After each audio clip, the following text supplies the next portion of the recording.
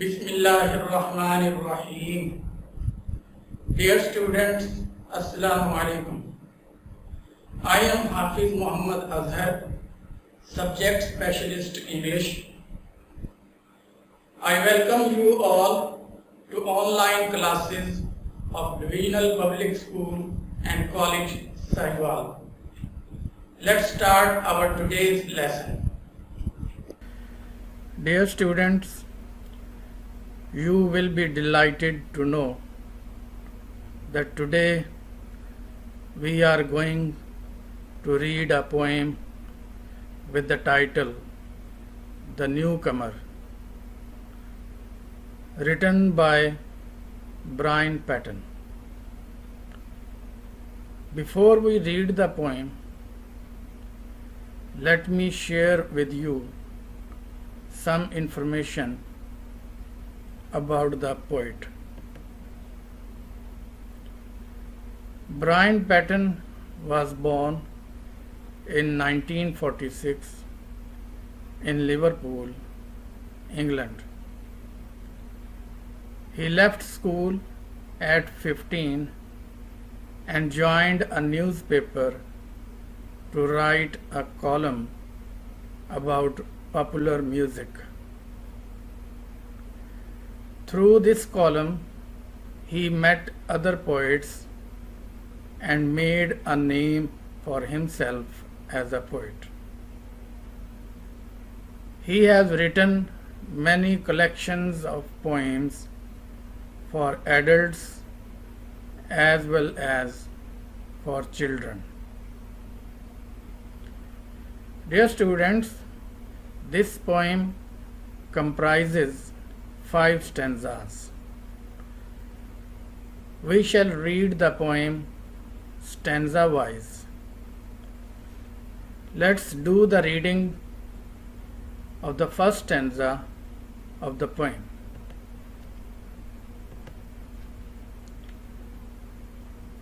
There is something new in the river,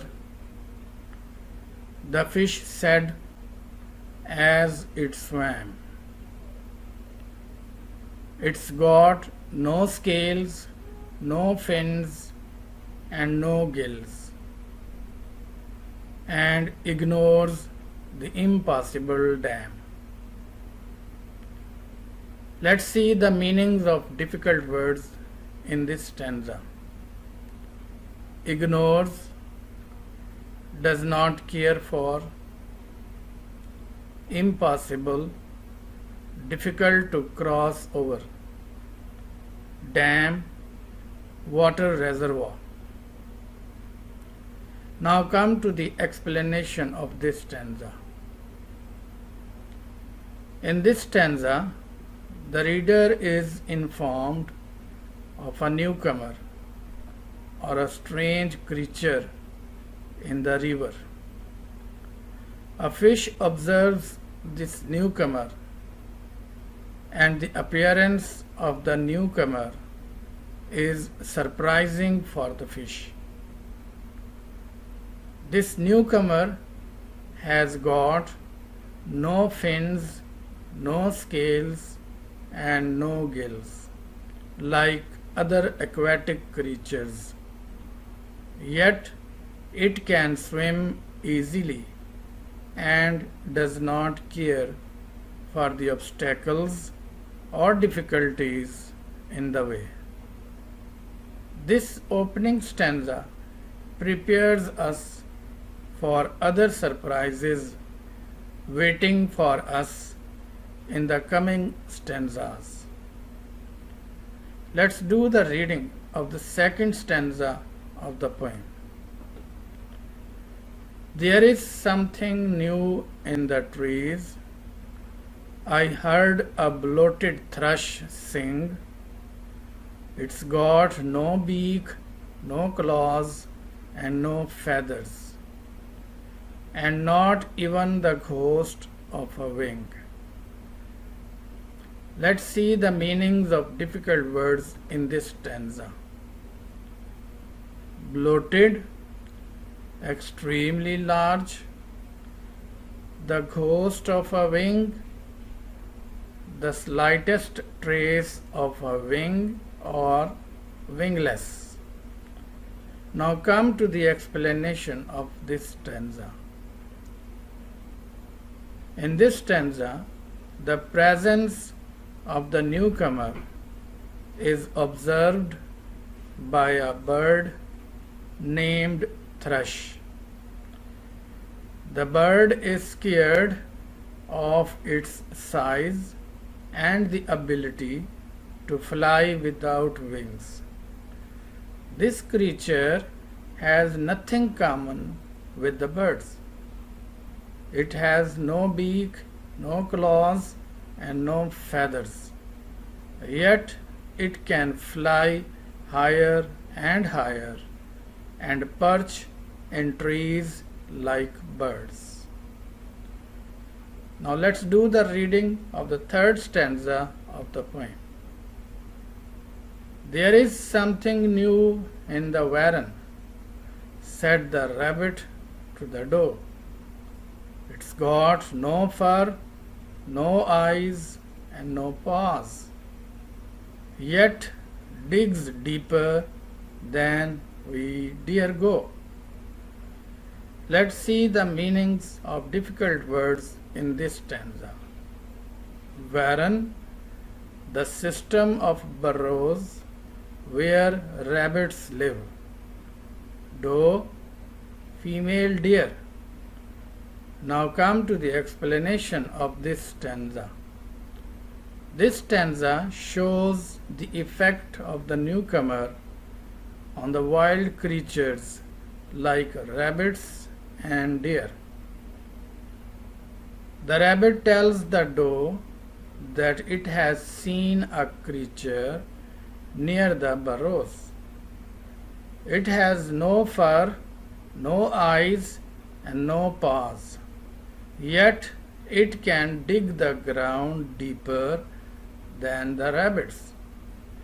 It is all very strange and incredible for the animals in the wild. Let's do the reading of stanza 4.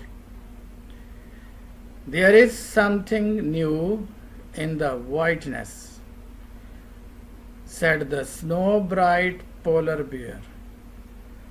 I saw its shadow on a glacier, but it left no paw marks there. Let's see the meanings of difficult words in this stanza. Glacier, a mass of snow.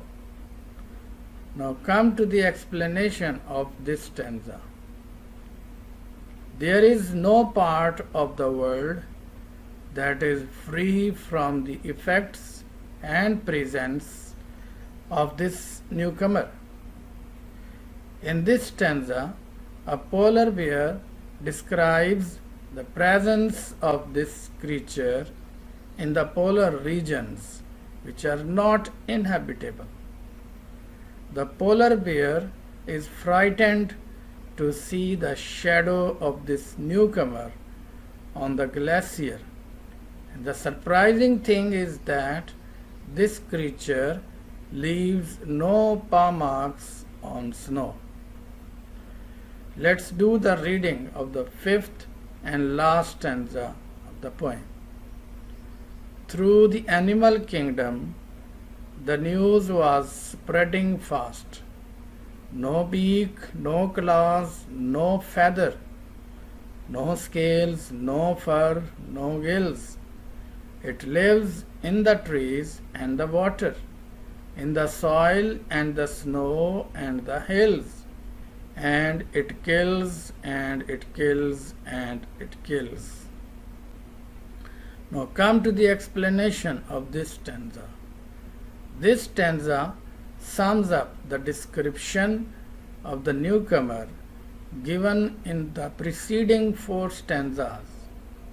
We are again told that the newcomer has no fins, no scales, and no gills, yet it can swim deeper and over a large distance. It has no beak, no claws, and no feathers. It's seen everywhere in water, in the air, and on the land.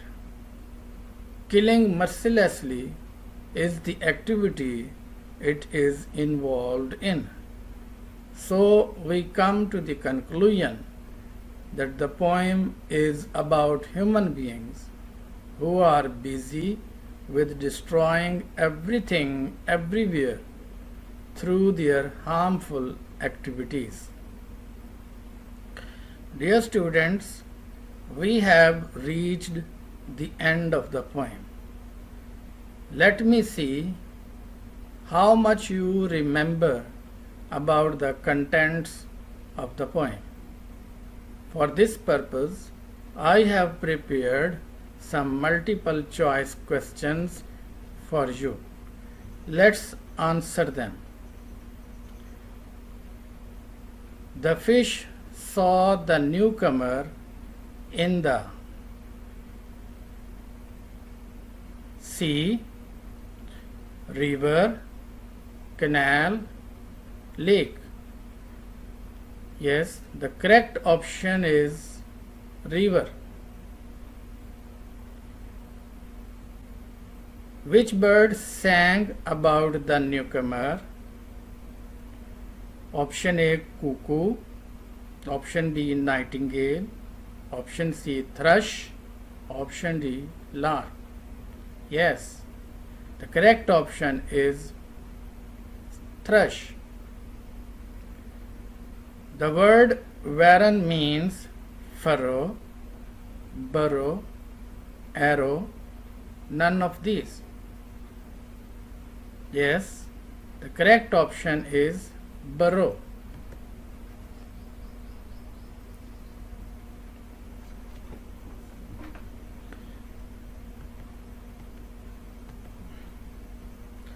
The polar bear saw the newcomer on the option A, mountain. Option B, hill. Option C, glacier. Option D, peak. Yes, the correct option is glacier. The news about the newcomer was spreading fast through the kingdom of option A, insects. Option B, birds. Option C, humans. Option D, animals. Yes, the correct option is animals.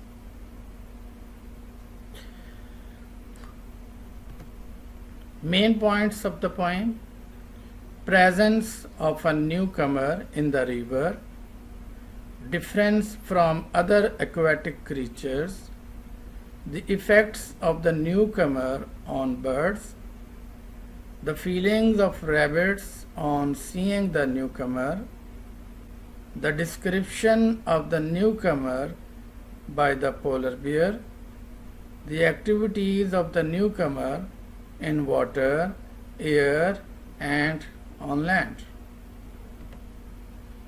Here is home assignment for you. You are to write the summary of the poem with the help of the main points of the poem. Dear students, you may begin the summary like this. This beautiful and thought-provoking poem by Brian Patton highlights the harmful activities of human beings which are damaging the life in water, air, and on land. Dear students, our today's lesson ends here. I hope you must have understood and enjoyed the poem. Thank you. Fi Aman Allah.